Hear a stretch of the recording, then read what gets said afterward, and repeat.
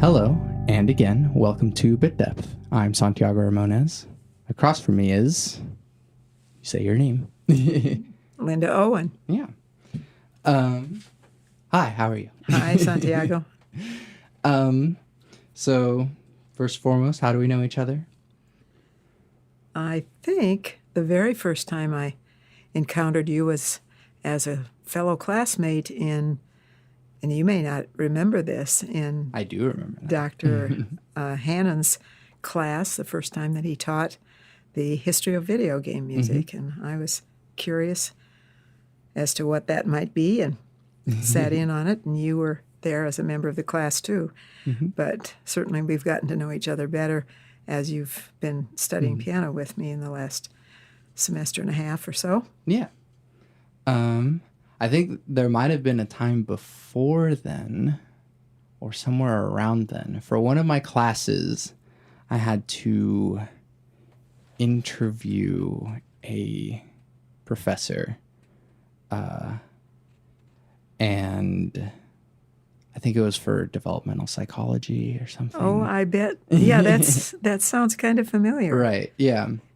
So it might have been for that, which was our first long form interaction. Yeah. Okay, so the first actual question, what do you do? I teach piano, or I really like to think of it as I teach music with the piano as the medium for teaching music. Has it always been piano? Yes. There have been many other instruments and vocalists involved in music making with me over the years. But in terms of my specific teaching expertise, whatever that is, it's piano has been my specialty always. Have you ever taught any other classes other than applied piano? Or Yes, I have. I taught, when I first came to UCO, I taught class piano. Okay. As well as applied piano. My applied students, until the last couple of semesters, have always been what I'd term late elementary, early intermediate, mostly, meaning that they are more advanced than absolute beginners, where class piano might be their placement, but not advanced students, Right. not ever piano majors. I do have one piano major at the moment, but this is the first time in a long teaching career, and so it's kind of it's interesting and stimulating and fun to have that perspective added to my teaching load at this point. Do you prefer teaching sort of more beginner pianists? It never fails to give me a kick when I see a light bulb go on for somebody, or hear somebody, or see an expression on the face that this is something, a new idea, or that it's applying something new to maybe something that's already been studied, but from a little different perspective.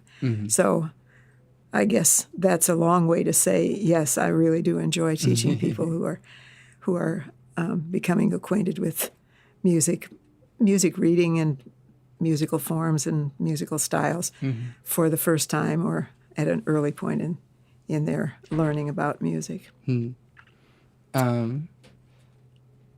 And have you do you think that because you teach beginner piano, is there a level of piano that you have to be at, or rather don't have to be at, for teaching beginner piano?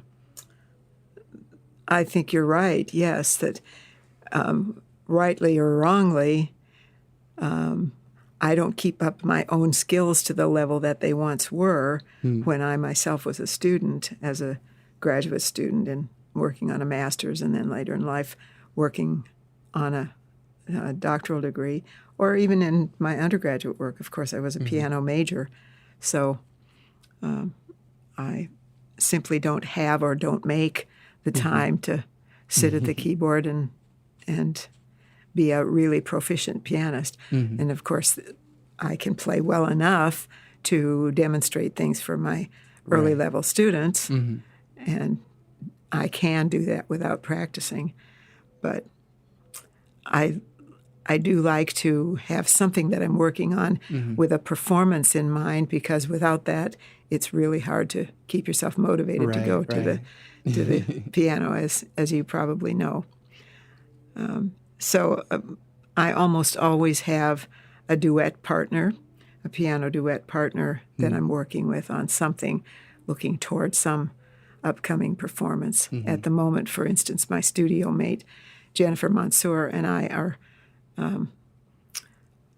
I wish I could say polishing, although I guess we haven't really quite gotten to the point where polishing is what we're doing, but we are preparing 4 short pieces, 4 polonaises by Schubert that we will play for the Oklahoma City Pianist Club meeting in April.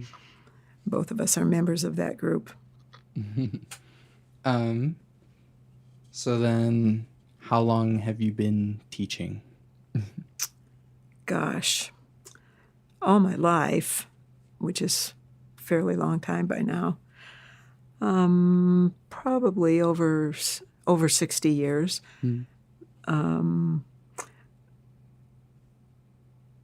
In an informal sense, I guess I've really been teaching almost literally all of my life. My cousins remind me, and my brother, that when we were kids, we had a game called Go to the Head of the Class that involved game players who were students and one who was the teacher and asked questions. And I always wanted to be the teacher.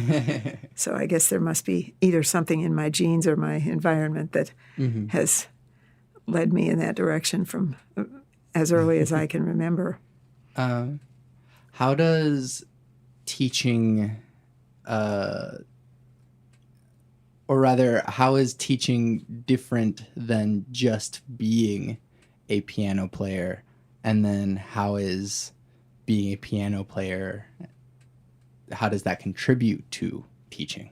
I think it would really be impossible. Well, maybe not impossible, but maybe it would be impossible. I'll have to ponder that idea. But what I was about to say, impossible to teach piano without having a certain level of skill of your own and a certain understanding of the process that you yourself went through in learning whatever level you did, in order to convey that to somebody else. You'd have experienced the difficulties and the satisfactions, and hopefully found some solutions that could make a shortcut for your students to arrive at a certain level of skill or a level of understanding.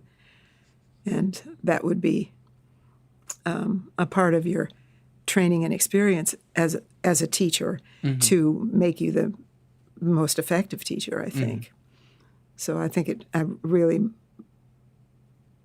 don't know that you could teach somebody, maybe going completely outside the field of music, teach anybody anything if you really had not experienced it in some way or other yourself. I think it's possible, quite possible, for, speaking now again more specifically about music teaching, to make constructive comments and helpful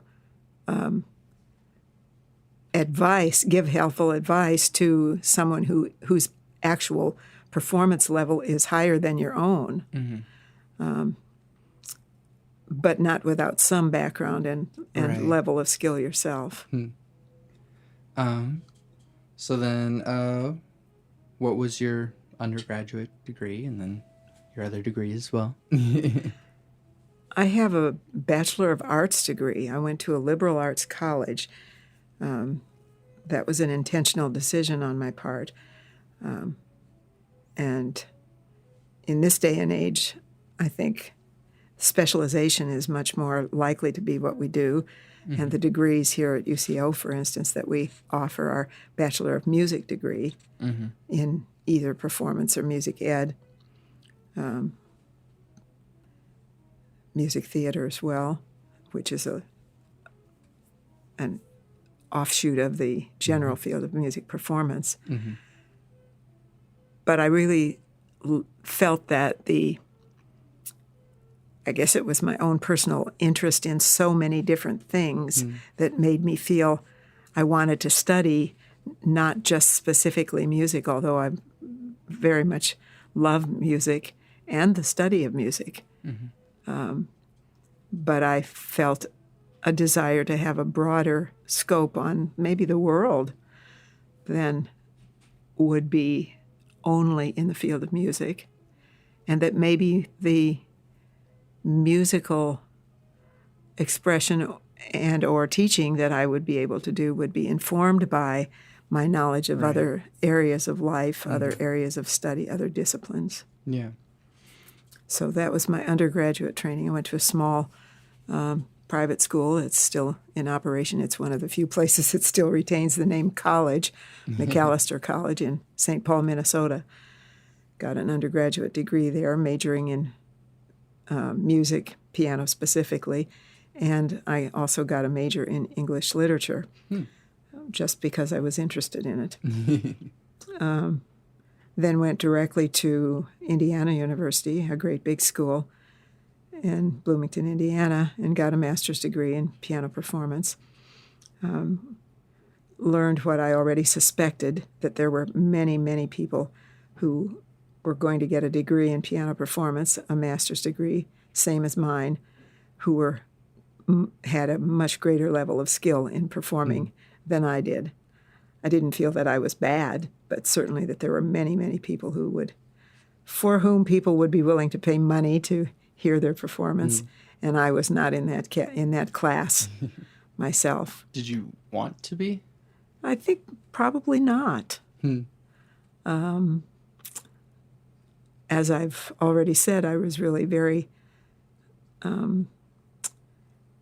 happy with, very much enjoyed, found satisfaction in teaching, and performance as part of that package was important, but not something that I aspired to do exclusively. In fact, the thought of being a performer and not being a teacher at all makes me kind of sad. Always has. So I guess the teaching bug is a stronger one for me than the performance if I had to make a choice. Thankfully, I do not. It was quite a few years after I got my master's degree before I began work on what ended up being a program in leading to a PhD in music education and specifically piano pedagogy. I started on it rather, in a way, serendipitously or accidentally. Felt that taking some classes or a class in piano pedagogy and taking some piano lessons, both things that I had not done in many years, would be a good shot in the arm, so to speak, for giving a boost to my teaching.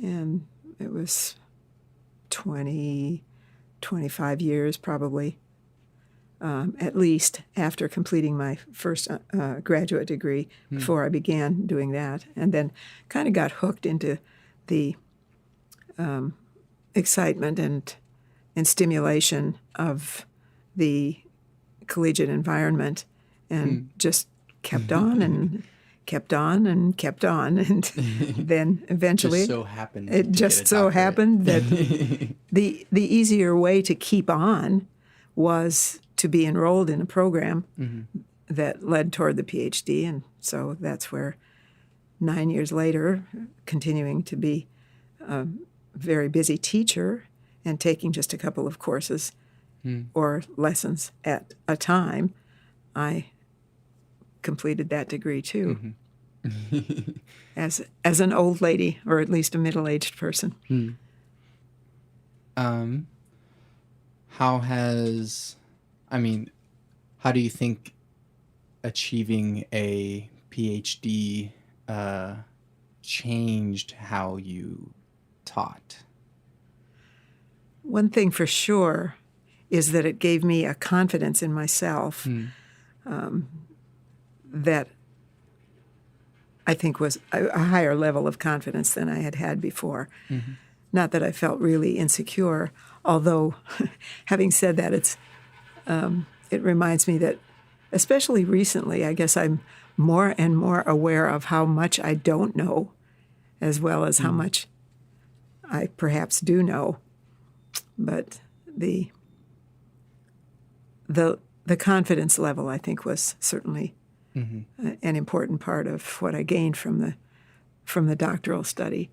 But all kinds of new ideas had come about in that long period of time during which I was teaching and not myself studying. There were lots of developments in the field of music and in the field of teaching that I could learn about and that I hope and I believe made me a better, more effective teacher as I continued on. Just one rather obvious example is that when I graduated from my undergraduate studies, as far as I knew or had ever heard of, there wasn't such a field described as piano pedagogy. And now there are piano pedagogy programs. Even 25 years ago when I began working on my doctoral studies, piano pedagogy had become a field of study that was separate from the more generalized study of music that was in place at the time that I began my undergraduate studies. And so had I wanted to, well, no, I did know that I wanted to be a teacher even when I began my undergraduate work, but there wasn't a specific degree program such as there exists today that has that title and that specific aim for its students. Piano pedagogy is a new creation, a new invention in the academic world since the time that I began. Right. Well, I mean, that and like you were mentioning, that there were other pianists that were definitely focused on performance, and that it is important to have a distinction between, yes, playing the piano and getting a degree in it so that you can teach versus getting a piano degree so that you can perform as a performer. So going all the way back, when did you start playing piano? I was about 6 years old. I was told that at a little later time that I begged for piano lessons for several years before my parents felt that I was old enough to maybe to really know whether I wanted it, or maybe they wanted to make sure that I was serious enough about it if I kept asking for it, that I really did want it. But they were always very supportive of me. But there was a piano in our home, and my mother and my grandmother, who also lived there, both played the piano. And both of them told me later on that they soon stopped playing the piano after I began taking piano lessons because they felt that they weren't as good as I was. But my recollection was that I thought what they did was really neat, really, or as we would say today, really cool. And it was something that I really aspired to do too. I admired what they could do and enjoyed it and thought it looked like fun, and so I wanted to be like them. They were my role models. So then what inspired you to continue doing piano? How did you make the decision to make piano and teaching your vocation rather than, I don't know, a real job, as other people might say? I guess it just, for the most part, it never really seemed to leave my my awareness. My mind was always focused in that direction. It seemed like almost inevitable, I would say. I considered other avenues of music. At one time, I was thinking church music would be my direction of applying whatever skills and knowledge I had in the field. But that kind of went by the wayside. It didn't seem as if that was, in particular, it didn't seem as if piano was something that would fit in with that. And teaching at the college level always appealed to me. And that is, in fact, where most of my teaching has been done, Right. although I did begin teaching in the public school at the elementary level. My very first paid job as a teacher was at that level, and I certainly enjoyed those youngsters that I worked with for those 6 or 7 years. Right. Do you still remember them and still know them? It was long enough ago that I have no contact with any of those people, and it was in a far distant state as well. Right. But yes, I certainly remember individuals and general ideas, general recollections about the things that we did. My music teacher colleagues, a few of them I have kept in touch with, and in particular, the mentor teacher that I respected so much when I first began teaching, and I still have contact with her. Would you recommend that every parent have their child play piano or try to learn piano? Oh, I think it'd be great. How could I answer otherwise, Santiago? Yes, I think it's an enriching and fulfilling thing to do, and whether or not I think it enriches the human being that participates in music making. And that sounds sort of trite or maybe like a cliche, but I really do believe that, and that's been my experience with it. I'm right now teaching. In fact, just before your lesson, always I have a group of adults in their 50s and 60s who are recreational music makers, and they are people who are a couple of years ago when they started with me as a group, 4 of them, they were either absolute beginners or had piano a long time ago when they were kids, and not for very long. And Right. As far as they were concerned, they had basically forgotten anything that they knew at the time, and they were starting from scratch, wanted to start from scratch. And we're still having a great time. Yes. As far as I can tell, they are, and I certainly am, Right. making music. So that's a long way to answer your question, I guess. But anybody's life is enriched by studying music, and I think particularly the piano, because it's an instrument where you can make the music all by yourself or Right. with somebody else, but you don't have to have anyone else to do it and come up with a potentially satisfying result. That actually is some form of answer to the next question I was going to ask. What is it about the piano that makes it unique and important to music teaching that makes it different from teaching voice or any other instrument?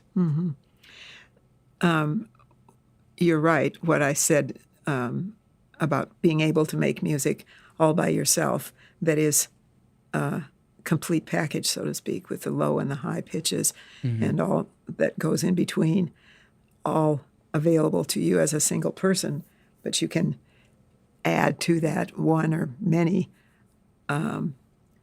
colleagues to make music with you.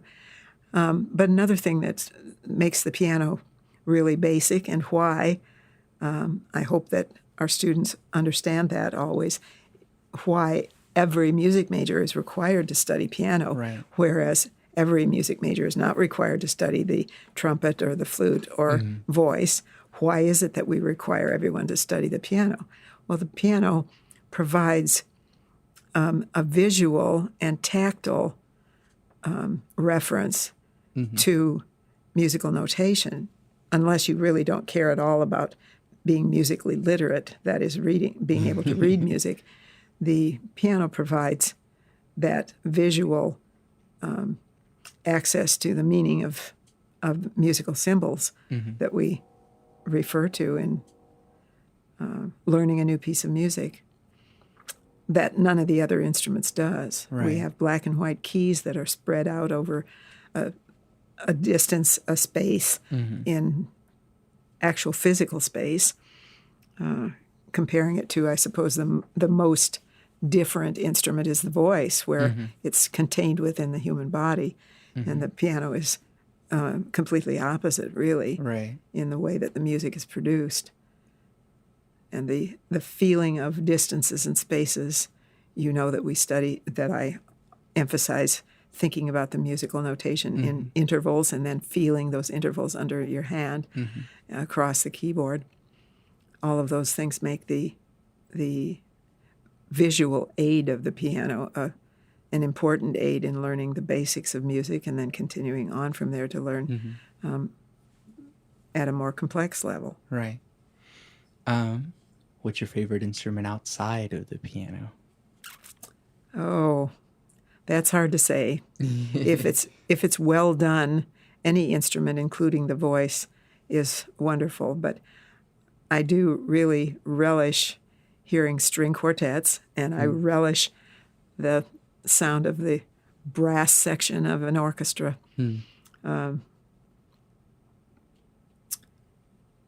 How can I leave out the woodwinds and the percussion and the singers? Those are just some things that I particularly enjoy, but it's really hard to say one is my most favorite of all. I did play violin and viola when I was a kid and on into college and graduate school even, and played the clarinet for a short time and the bassoon, and have at one point in my life spent quite a lot of time playing recorders, the old instruments. So, or now the elementary instruments. That too, yes. Yeah, there's been a surge in interest in historical performance.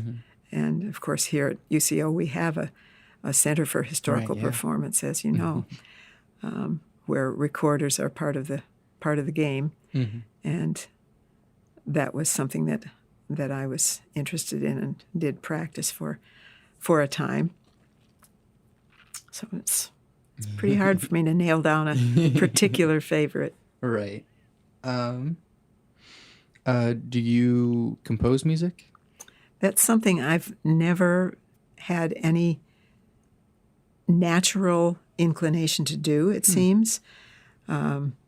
Strangely enough, I wasn't required to take a composition class as an undergraduate or even in my master's study, but I guess I felt that I ought to at least experience that in a kind of, you might say, an academic way, taking it as a class. And so as an elective, after I'd completed my master's, the summer after I completed my master's, I signed up for a class with a composer in Minnesota where I was living at the time, and did take composition lessons and found it very difficult and challenging.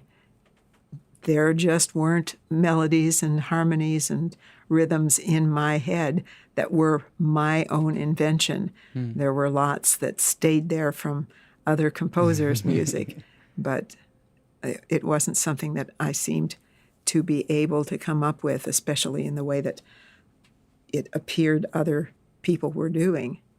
Where does the melody come from? Where does the harmony come from for you as a composer? And although I know this is supposed to be my interview, I'm always interested in that from the point of view of somebody who does that and finds it to be maybe a natural form of expression. I think in a way, it's far simpler than thinking of it as, trying to make something new or trying to formulate something that hasn't been done before. It's really just I make it up. Mm-hmm. And obviously it's impossible to make something entirely original, but to get hung up on the idea that, oh, this has probably been done before, is not it's not the point. Mm-hmm. Yeah.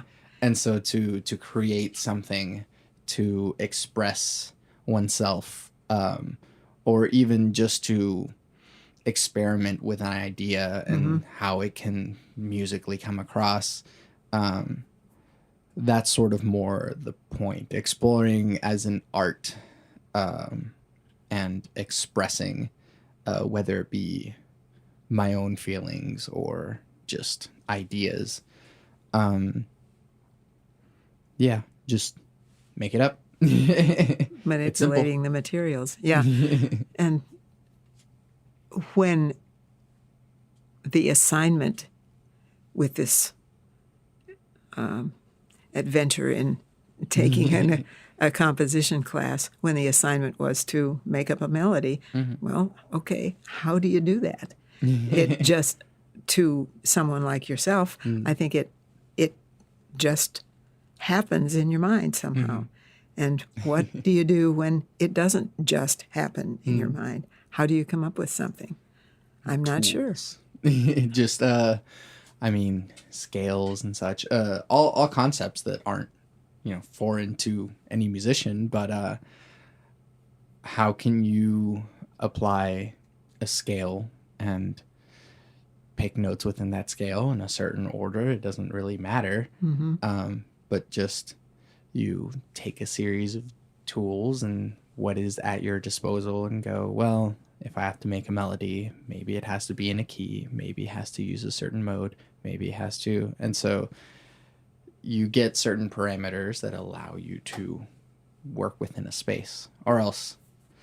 So in a way, you set your own limits or boundaries, Right. and then you work within those. And Yeah. they may be more broad sometimes and much more restricted on other occasions. Right. And a sandbox is not necessarily conducive to the best creativity, even when posed with a sandbox. A lot of creative people will set their own limitations in order to be creative, because having infinite possibilities really isn't conducive to making anything, because There are too many things to choose from. Right. Yeah. What was my next? Oh yeah. A rather broad question. What is the importance of music? Wow. A broad question indeed.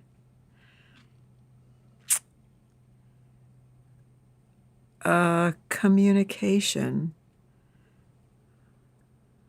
of one human being to another, or to a group of others, in a form different from any other. We communicate in various kinds of ways, and that's certainly one of them. But I'd say it is a form of communication. And it's certainly unique. It is unique. And I've thought about this a lot. How what makes music unique from other art forms? For one, it's temporal. So how is the concept of time important to music?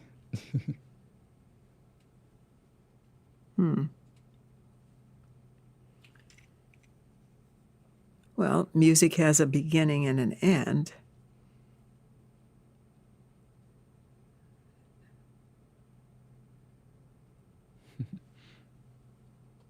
Not sure. It's kind of an open-ended question. Right. Well, Yeah. And intentionally, of course, I'm sure. But you sure that was on my list? it wasn't. I'm sorry. No, I'm teasing. But it's an interesting thing to ponder. It's, even when it's captured on a recording, which we can now do that people hundreds of years ago could not, there's still a beginning and an end. And thinking about a piece of visual art, for instance, some of the things that I'm seeing around this room, Right. it's, once it's created and the creator decides that it's finished, it's there for anyone to see at any time. Music has to be recreated again and again if it's going to be shared. Right. So I guess the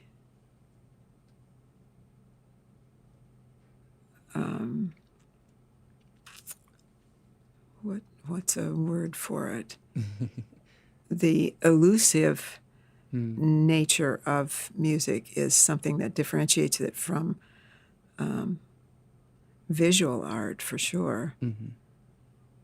It happens over a period of time, and once it's happened, it'll never happen again in exactly the same way. And then I suppose you could say, well, there's a recording of it, so then it's going to be exactly the same. And I guess maybe that's true, but you still have to activate that recording. That, and then the recording is only a shade of the original sound, the original vibrations that occurred. Whenever stuff goes through a microphone, it is altered. Whenever it goes through the thing that makes it louder, it's altered again. Whenever it goes, it's, at least right now, it's being converted into zeros and ones into a computer, and so that's being altered again. And so in a way, even still, if you record any piece of music, it's still never going to be heard the same way again, because that is what was happening at that moment. And so the recording just resembles the original creation. It's a reasonable facsimile of the original. And of course, the sound will be determined by a number of factors: the equipment on which it was recorded, the equipment on which it is played back, the room in which you're hearing it, the room in which it was performed. All of those are different each time that it's going to be heard. And even if for example, I listen to a recording that I like now and I listened to it a week ago, then I'm different. My ears have gotten older, for example, and, well, probably all kinds of factors that you experience that I'm not thinking about right this minute, but maybe even the mood that I'm in. That's certainly true now that I say it. One of the most stunning, for me, stunning memories is hearing the Sibelius Second Symphony played by the Cleveland Orchestra under a legendary conductor, George Schulte. And why that particular time that I heard that particular piece, I believe it was probably the first time that I heard it. It's a long time ago. But I can't sing you every single note or motif in that symphony, but it was just something that made an enormous impression on me at the time, and still now I look forward to the possibility of hearing that that piece with great anticipation, and our Oklahoma City Philharmonic played that piece just a month or two ago, and I was very excited to hear it, and it was a wonderful experience. Again, Yeah. something that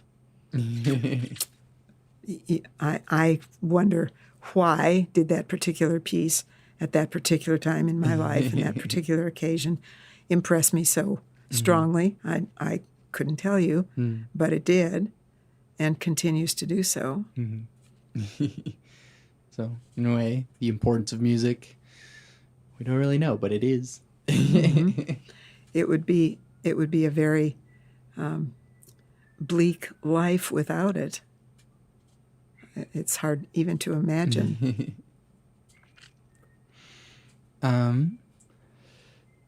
Given your experience in teaching over the years, what is something that you've found yourself telling students over and over again? Both different students, but also the same students telling them the same thing. Oh, there are probably quite a few things. The immediate thing that came to my mind was be patient with yourself. I think more than, as I consider your question, the hardest thing is the belief that something is that perfection is possible. And that belief underlies the nervousness that many people experience when they perform, or even when they come to take a lesson, that they're not going to be perfect. And so I find myself regularly saying, don't try to be perfect. And the first time I say that to any given person, usually they look startled. What do you mean, don't try to be perfect? That sounds like just the opposite of what you should be telling me. But perfection is not going to be achievable, and then we are likely to discuss that for a minute. And the student will say, well, yes, I'm a human being, and we know human beings are not perfect. So the idea that I might produce a perfect performance is not going to happen. But then still I'm expecting that of myself, and when it doesn't happen, I'm disappointed. So there's a built-in contradiction and a built-in determination that you will be disappointed if your expectation is that, what I'm going to term unrealistic one, that you're going to practice so hard that you're going to be perfect, you're going to play perfectly, or you're going to sing perfectly. It won't happen. So let's instead plan to do our very best and plan how we will overcome the imperfections that we know will happen. And the achievement of the carrying on in spite of the imperfections will be one of the beauties and unique elements of that very performance. And the same mistakes won't happen each time, although some of them will maddeningly come back again and again. But each performance will be, however slightly different from all the others, because your encountering of difficulty, unexpected or expected, and how you overcome it, how you carry on beyond it, is what will make that performance unique. It's interesting that is one of the things that you tell students more often, because much less so is that a musical instruction than it is a life instruction to, I guess so. Try not to be perfect, but to do your best. That as mistakes continue to happen, you try your best to overcome them, which, applicable to music, but also applicable to everywhere else. Life in general, I think so. Rising above circumstances is something that we tend to admire and highlight in the lives of people who have overcome great adversity, and in a much smaller way, what I've just said is a representation of that phenomenon. Carrying forward in life is that way. What is an interest of yours that others may not know about? Outside of music, obviously. I really like watching Thunder basketball. Although if you know me for any length of time, you might discover that that's the case. And I'm very interested in movies. I really like people, meeting different people, people from all walks of life and people who come from other locations, other countries. I don't know whether those are things that people know about me or not.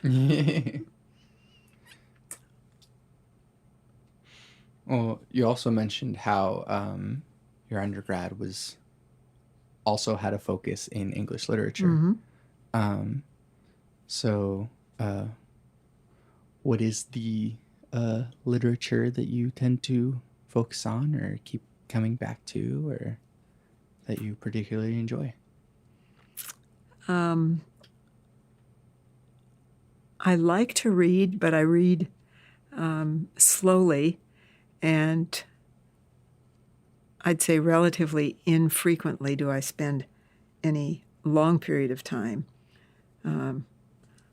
I keep books and periodicals right by the toilet so that where I know I'm going to spend a little time each day, Sure. I have something that I may pick up and look at there. But nonfiction seems to be what always gets to me, much more likely than fiction, although certain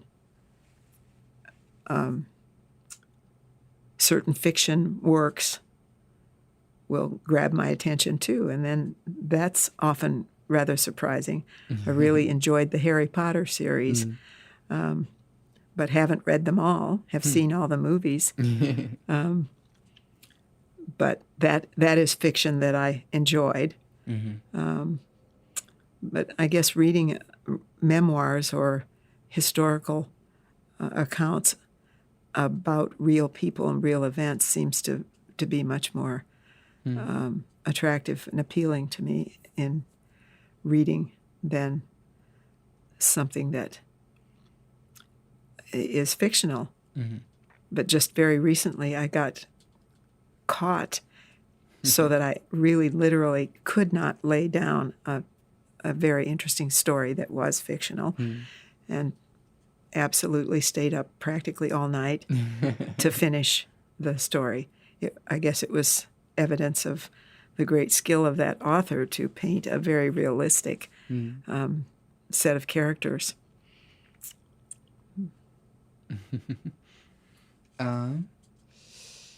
Switching gears into probably the less comfortable questions.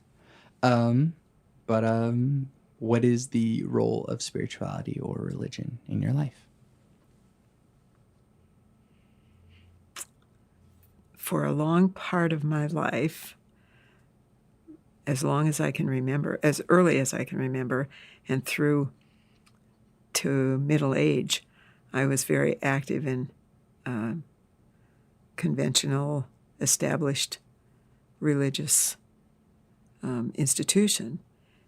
And in the more recent part of my life, I'm completely separated from any established traditional religious institution. I think that does not mean that I don't have a spiritual life, but it's not in an organized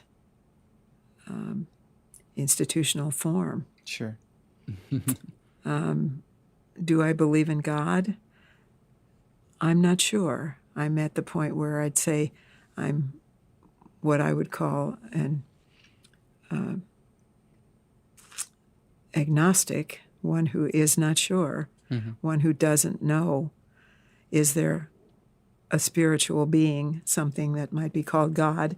I don't know. My own personal experience does not lead me to the kind of moment that I can pinpoint as this is when I experienced God. And there are certainly a number of people I have known, know, who can point to such a time. But I cannot. And after a certain point, the teachings of the organized religion, the denominational religions that I've been acquainted with, didn't make sense. They didn't seem to fit with what I was being told was what God was like. My experiences and what I was being taught didn't mesh. And so participating in the religious services of a traditional denomination, it wasn't meaningful, and was in fact disturbing because it wasn't meaningful, I guess. Didn't fit with my own experiences, and so I felt it was I was living a lie, or I was behaving in a deceitful way if I practiced in any way the religious traditions that I had to that point been practicing. Just didn't seem that it was honest. So I stopped doing it. Over a relatively short period of time, I suppose, I kind of weaned myself away from it, feeling guilty, uncomfortable, unfamiliar with the territory that I was entering, but eventually feeling that that was really the only way that I could continue. Was it just any particular experience, or was it just over time that you sort of gathered the information and made a decision? Certainly over time, because I was a part of institutional religion for a good number of years, on into my 40s, and so it wasn't something that I'd experienced so briefly that I think I could just drop it like a hot potato. It was actually, I think, kind of painful, and in a way of speaking, had withdrawal symptoms as I was weaning myself from something that had been a part of my life and experience for such a long time. But it seemed the only way that I could feel I was being honest with myself. And so that's where I've ended up. I couldn't ever get to the point where I would say I do not believe that there is a God. And I know too many people who seem to be smart people and honest people who have had experiences that are different from my own, where this is a very meaningful thing to them. And I couldn't be respectful of my fellow human beings who say that this has been their experience and deny that for them, even if I choose this path for myself.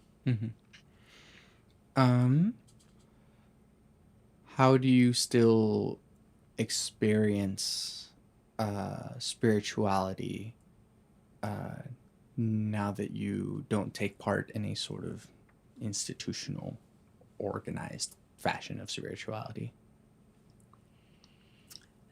I think that there's how to express it is maybe a little more difficult than just how I experience it, but I guess there's and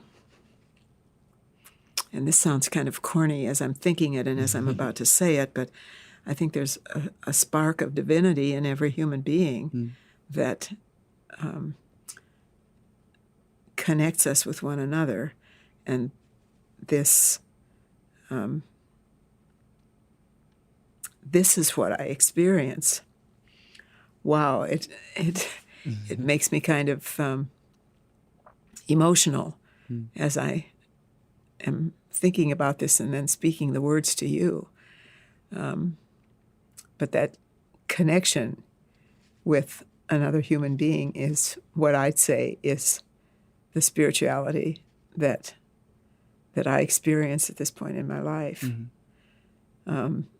With most human beings that I do encounter, it's a very good thing. And even with people that I disagree with very strongly on certain topics, perhaps, there's a connection, a human connection that I think is undeniable. There's a worthiness to that other individual that I believe is in myself and that I therefore must acknowledge in that other person. A value to that humanity. Yeah. Do you experience that connection through music? Especially through music, rather. Yes, I think I can quickly say yes to that question.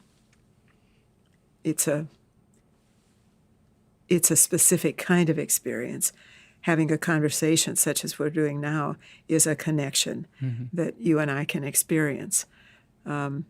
Making music together, if we sit and play a duet, or if you play and I listen, or I play and you listen, that's a particular kind of connection, but not the only one, but a very important one I would not want ever to be without completely. Right. And I mean, obviously, you've made it such an important part of your life that you've continued to do so. Right.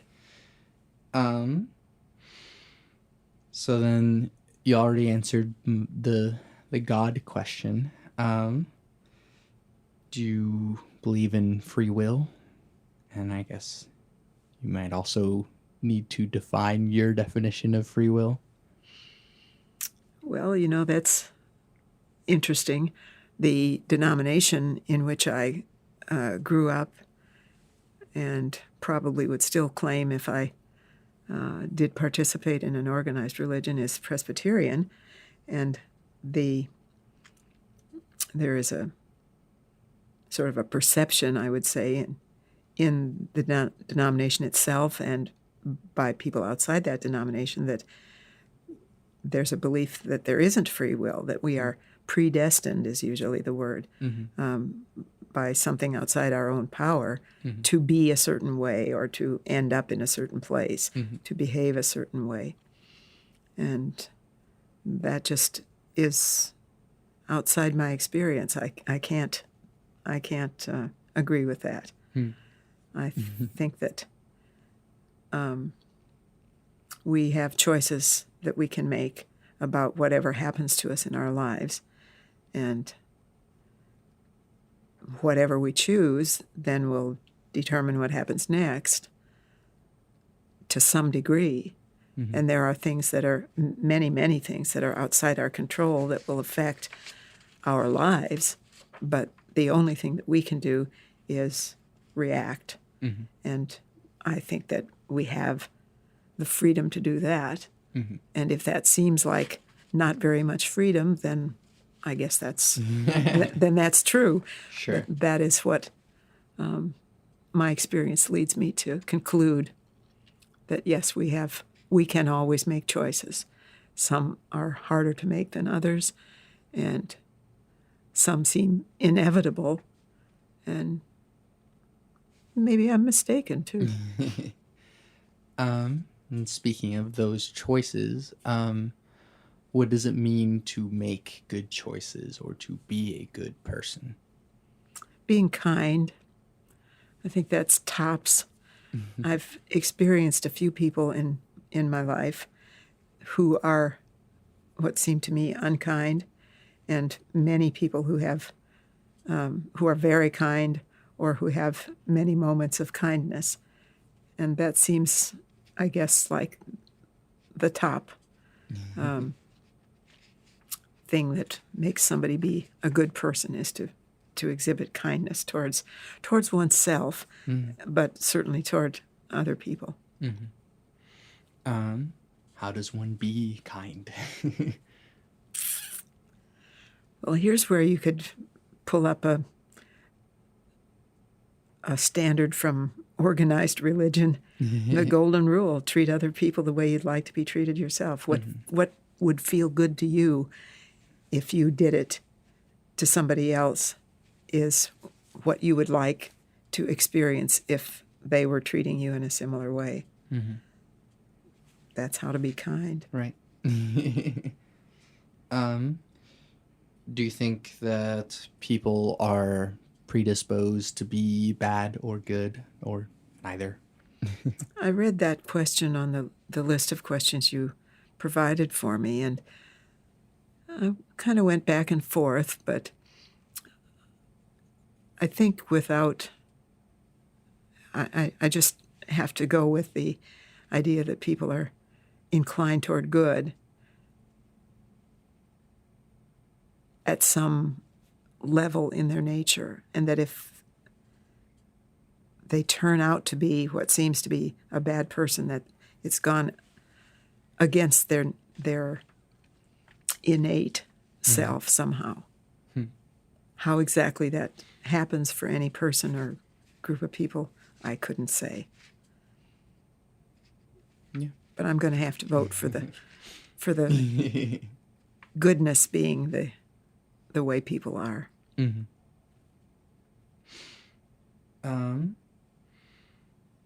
How have the values of our culture changed throughout your life? And if they've changed at all, actually. Oh, yes, I'm sure they have.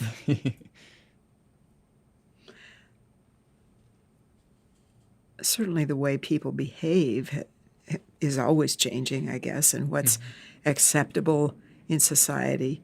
I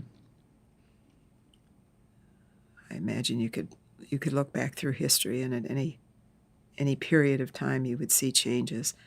But an interesting nonfiction book that I'm currently struggling to read has an interesting title, Thank You for Being Late, but its basic premise is the rapidity of change that's occurring in this modern time, and how difficult it is for human beings to adjust to that, because the rate of change is so great.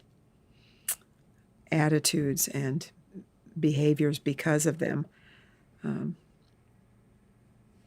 are changing, and then the technology that is such a part of our world now is so. One thing builds on another, so that you're never going backwards to start over again. You don't have to reinvent the wheel, as they say. And that's always been true, but the technology developments are accessible to everybody in the world now. And so everybody can use what everybody else has developed to propel them forward to whatever they're going to develop in such a way that the rate of change is just exponential is the word that the author keeps using, and it's just amazing and unfathomable, really, to imagine where it's going to be in just a very short time. I'm not sure that that's really a direct answer to your question, but we could pull out any number of examples of behaviors that are different now from what they were 10 years ago, 20 years ago, 50 years ago. I guess for myself, I'm more interested in values. How, at least from my perception, that modern culture, at least in America, is so self focused, self valuing that people seem to have little interest in caring for one another, at least in the general sense. And so I wonder if we've gotten more selfish as a society, at least in America, or maybe if it's always been this way, or we've actually gotten less selfish. I don't know. Well, I'll have to start out by saying I don't know either, but certainly in our America, which is the only place where I have ever lived for any period of time,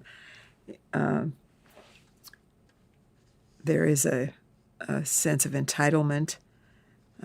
Whatever I can get for myself is what I'm entitled to, and that's going to be the focus of my activity, is to see how good I can make things for myself. Maybe this is putting a lie to what I just said a short time ago about people being really at their core, that they're really good. Maybe not.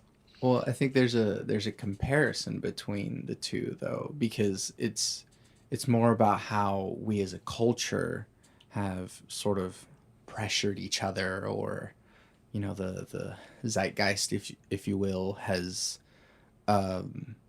influenced that predisposition. And so if you feel as though, yeah, maybe we have a predisposition for being good, but the culture itself is sort of pushing in the other direction.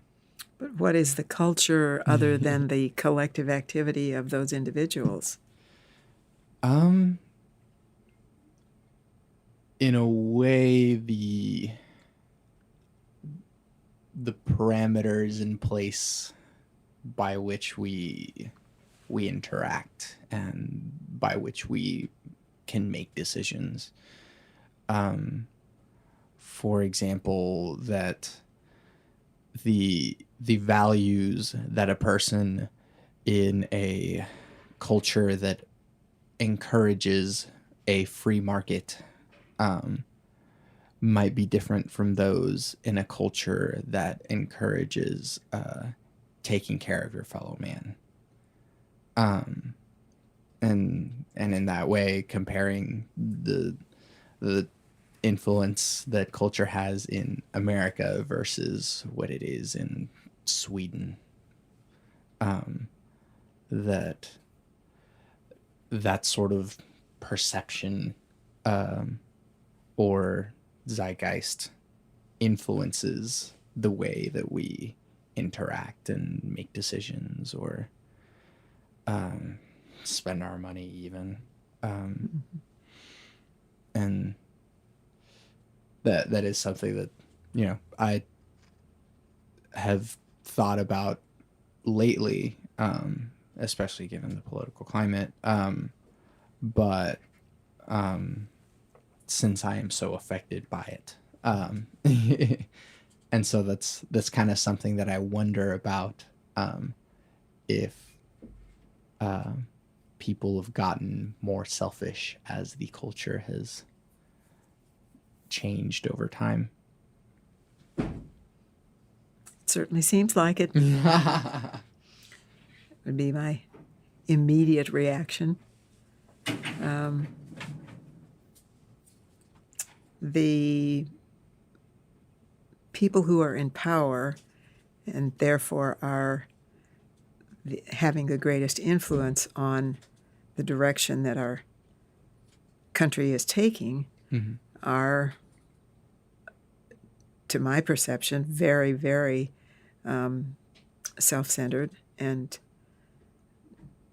unconcerned with anything but themselves, and themselves at the expense of anyone else Right. is their mode of operating. Mm-hmm. And the possibility exists that will push a larger number of people to react against that if they find that appalling or at least not appealing. And maybe it will activate people who have otherwise been complacent into taking action to fulfill what I have earlier said I thought was our nature, to be concerned about other people. But I always have to make a disclaimer that I could be wrong. Right. How would we sort of inject more positivity in our culture? Well, there's no doubt that we must begin where we are. I'm one person. I can have hopefully some influence over my own behavior, and beyond that, I may be able to influence other people because of what I do, but that's where I have to begin. If I think being kind, as I earlier stated, is so important, then it's pretty darn important that I make every effort to do that myself, to behave that way myself. Yeah. And then hope that that will influence anyone I come in contact with to be that way too. Yeah. Last question. What advice do you have for people? Be kind. Make music. I'm not sure that it seems rather arrogant to think, I guess, that I'd be in a position to advise all people. But my experience leads me to say what I just did, that if we can live our lives aiming to be kind,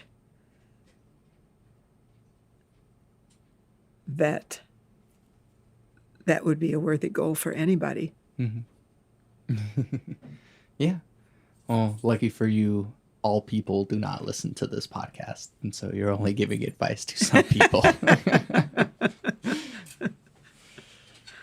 Dr. Owen, thank you for doing this with me. It's a pleasure, Santiago. I'm honored that you asked me to join you and talk. It's obviously not often that I get to have someone of your experience and of your expertise on the podcast, and so I'm glad to have you. Thank you.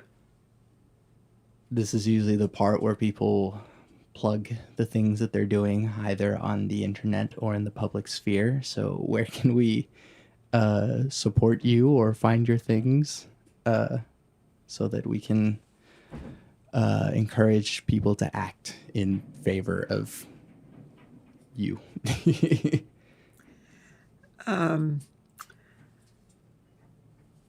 I could most easily be contacted through UCO, and the website is uco.edu, and my name is Linda Owen. If you were to find the UCO website and use the search to find my name, that would be the easiest way to make contact. Unless you want me to give a phone number, and I can do that, but I don't think that's probably not what you were after. And then, are there any public performances that you'd like people to come to and show support either of your performing or other people that you'd like to support? I personally have no public performances coming up, but there are probably hundreds of performances that happen throughout a school year at UCO alone. Right. And I think it's wonderful to support the students who are doing them and the faculty and staff members who make musical presentations. And not only is it wonderful to support them, but it's a win-win situation because you can enjoy and experience all kinds of great music and interesting stuff that you may never have heard before or heard of before. There's lots of good stuff going on. Yeah. Just check the UCO website for that too. Yeah. Find the calendar. All right. Well, thank you. Once again, I'm Santiago Ramones. And I'm Linda Owen. This is the part where I have to plug all of my things, so forgive my very long spiel. You can find all the things that I do on my website, santiagoramones.com. I make music as well as this podcast. You can leave reviews on the app or whatever it is that you use to listen to this podcast. You can leave a comment. You can let me know what you think about the conversations that I've had. But you can also listen to music that I've made that is also on my website. You can download or pay for music that I have on my Bandcamp. And I am preparing other performances. I think by the time that this podcast goes up, I will have performed on March 16th. So that will be too late to announce that. But perhaps not too late to announce that I will be performing at Metro Music Fest, which is on April 6th.